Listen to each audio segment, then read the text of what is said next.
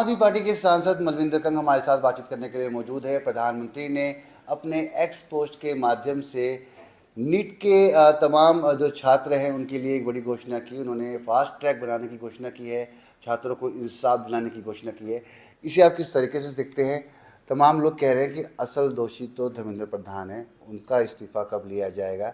जो agency exam conduct करा रही है उनके खिलाफ एक्शन कब लिया जाएगा? तमाम मुद्दे हैं। नहीं, देखिए, ये तो मुद्दे से भटकाने का बयान है प्रधानमंत्री जी का। और ये कोई बहुत बड़ा डिसीजन नहीं है लिया।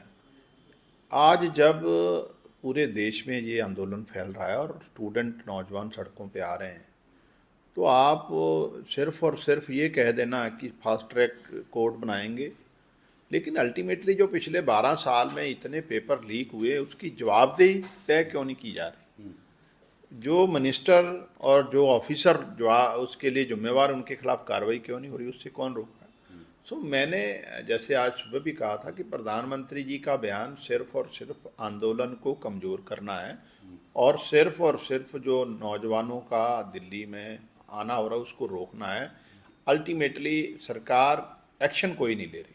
पंजाब में फार्मेसी का पेपर लीक का भी मुद्दा गरमा रहा है। तमाम लोग आम आदमी पार्टी को उसमें घेरते हुए नज़र आ रहे हैं। हरजोत बेंस कह रहे हैं कि ये पेपर लीक नहीं, ये चीटिंग का मामला था, ये पेपर लीक का मामला नहीं था। सफाई देते हुए नज़र आ रहे हैं या फिर क्या है पूरा मसला और किस तरीके से आप सामना करेंगे इसका? बिल्कुल ठीक बात है। ये बेसिकली चीटिंग का ही मामला था। और मैं तो ये कहता हूँ, मान लो एक आध बार कहीं पेपर लीक हो भी जाता है तो उस पर अगर कोई कार्रवाई होती तो दोबारा नहीं होता। लेकिन यहाँ तो देश में पिछले 12 साल में 20 बार पेपर लीक हुआ है, हर बार पेपर लीक हो रहा है। कितने बच्चे हमारे सुसाइड कर गए डिप्रेशन में जाके, जो साल भर उन्होंने मेहनत से तैयारी की थी।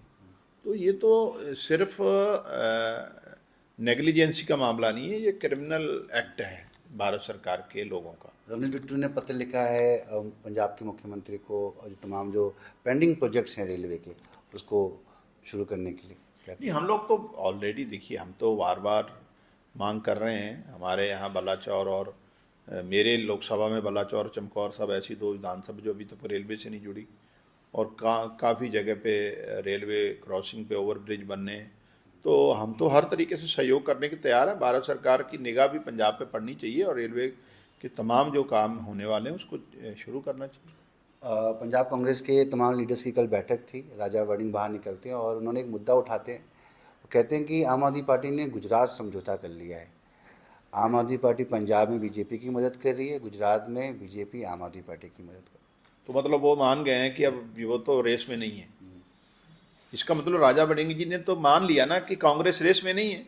अरे भाई, हम गुजरात में भी इलेक्शन लड़ रहे हैं, हम गोवा में भी लड़ रहे हैं, हम पंजाब में सरकार चला रहे हैं, हम हरियाणा में भी लड़े थे।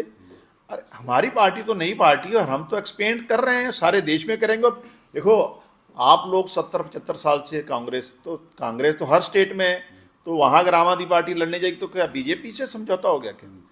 हमको अगर लोग एक्सेप्ट कर रहे हैं तो हमारी जो नीतियां हैं अरविंद केजरीवाल जी की, भगवंत मान साहब की लीडरशिप है, उसको लोग एक्सेप्ट कर रहे हैं। मुझे ये लगता है भी कांग्रेस अपने गिरहबान ही झाँक रही है और अपनी हार जो है राजा बड़िंग साहब ने खुद ही मान ली। एक आखिरी कमेंट चाहूँगा। मानसून सत्र का चौथा दिन और आज भी हम हंगामा देख रहे हैं। क्या लग रहा है इस बार संसद चल पाएगी सुचारू रूप से? देखिए, ये देश के लोगों से धोखा है देश की सरकार द्वारा। नौजवान भी और किसान दोनों सड़कों पर। जी।